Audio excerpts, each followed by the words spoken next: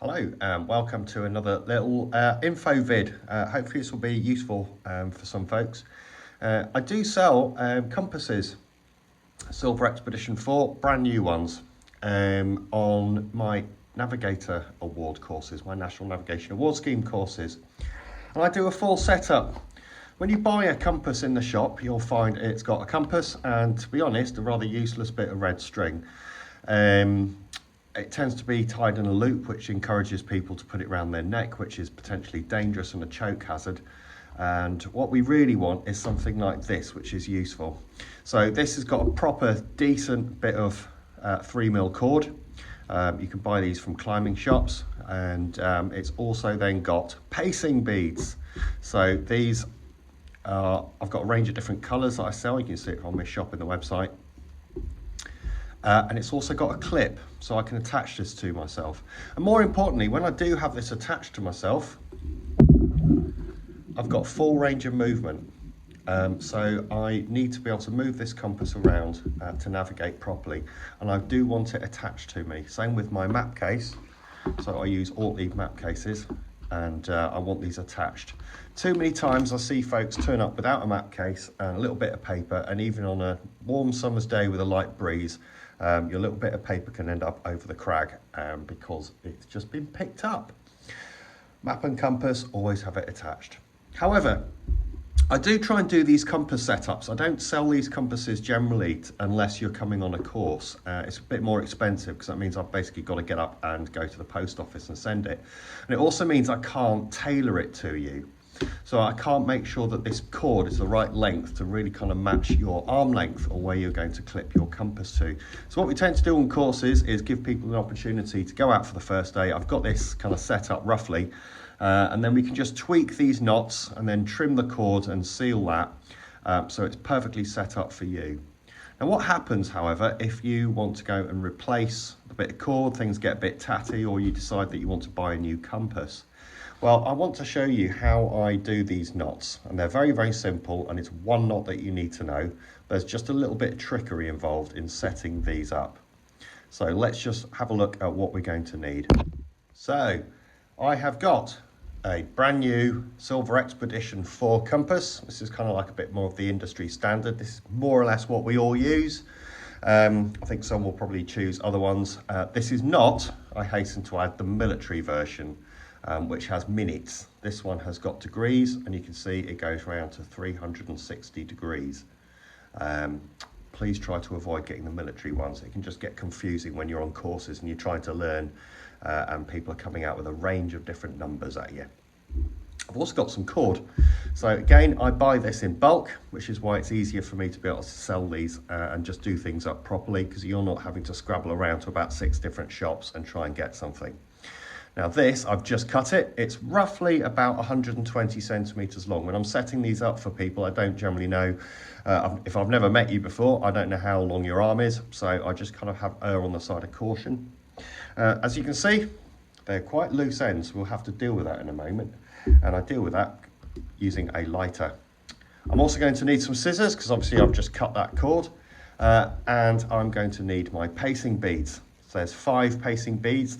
The person I'm setting this compass up for requested yellow beads. And I've also got my clip. So that's what I'm going to need. First mission will be to seal these ends. All I want to do really is to flame the end of this until it starts going on fire. And this will seal it really quite nicely. There you go. You can see a little work done if you can. Yeah, bit of a flame. Blow that out. And I'm just going to use the packet for the silver compass. I could use a bit of paper, but I'm just kind of thinking it's just try and keep things simple. This is going to go in the recycling anyway, and just chop off that last little bit of loose strand. So I don't know if you can see here, that's nicely sealed. That's not going to unravel. So let's do the other end.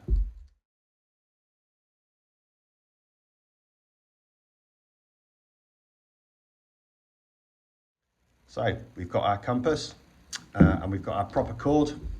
I do tend to give these to folks. This, you know, you paid for it, you bought it. It's a little bit of strand. It can be quite useful. I tend to sort of cut this up, seal the ends of these. I can use them as little tabs to put on my zip pockets, on jackets and stuff, just so it's easier to unzip my pockets when I've got big gloves on. Right, what we're going to be doing is the same knot, really. It's an overhand knot. So if you kind of think of it, I've got here roughly probably about 10 centimetres, and it's literally just do this in slow motion, cross this over. This will seem very familiar. It's the one we all kind of did as kids, or you know, possibly called it a granny knot. Now I've left this really quite loose. I'm going to need a little bit more than that perhaps. This way you can roll this knot along, which is quite handy. Now I'm going to have to do a re-threaded overhand knot, because this is going to attach into the compass like so. And now what I want to do, if you've been on a climbing course with me, this will be really familiar because we do this with a figure of 8 when we're tying into a harness. If you're not a climber, this might be a little bit more interesting.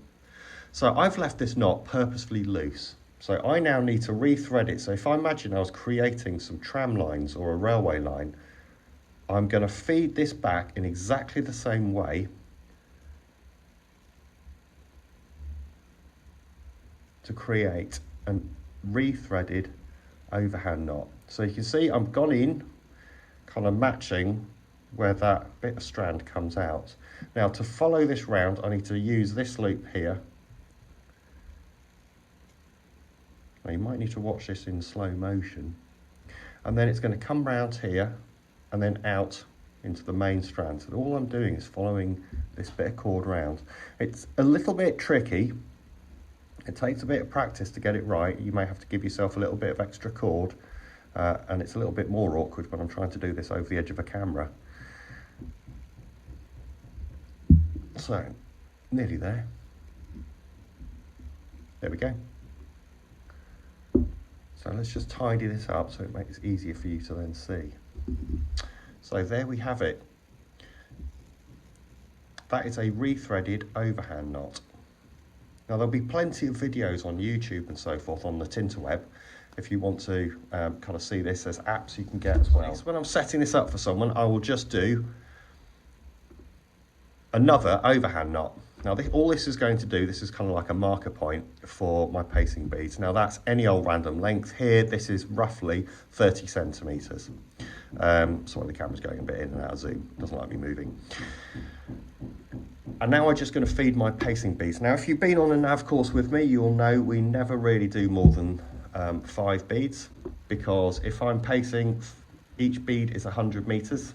So when I've reached my 100 metres, I knock down a pacing bead and then I start again. If I'm going to be pacing more than 500 metres or half a kilometre, I really do need to be finding a target or something that I can use as an attack point or another sort of means of identification. So my level of accuracy will be starting to get absolutely ridiculously inaccurate. So I do need to find something really within 500 metres. That's why we only really have 5 pacing beads. Now I want a little area that I can knock my beads sort of up and down to, so I'm just going to do another little knot here. Now this is all pretty random, to be honest. And then we can lift up here. So this is my area, if you like. So when I've counted 100 metres, bang, bead goes down. So I've got my little area with my beads going. Now my clip, the good thing about this is I can just clip in straight into a knot.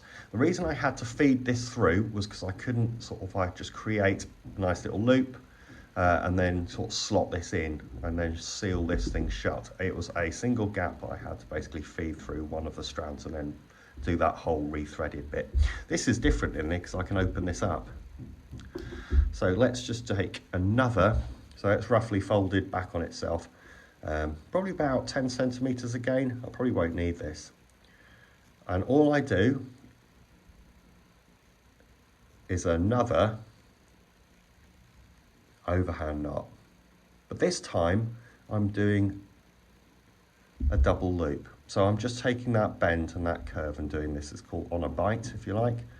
I'm I could just feed that through and make it neater so that there's less of a little loop at the end. It doesn't really matter, it's totally up to you. There's a bit of strand here. And that's why I can do this approach. I don't have to re-thread this one because I can just clip this straight in like that. And that is the compass setup. Now what I say to people is go out, you know, if someone turns up and their arm length is really quite short, well, instantly I can just move this knot and then this will be dangling around. There'll be quite a lot of loose cord here. And at the end of the day, once we've worked out what works, I can then just cut this cord. And I'll do this now, just quickly. So there we go, just cut the cord. And I'm just going to seal this little last end. Here's a little bit of card that came with the compass itself. I can just seal this last little bit off, make it a really nice sort of final seal. And let's just tidy this up. Tighten this knot. And there we have it. That is how to do the setup.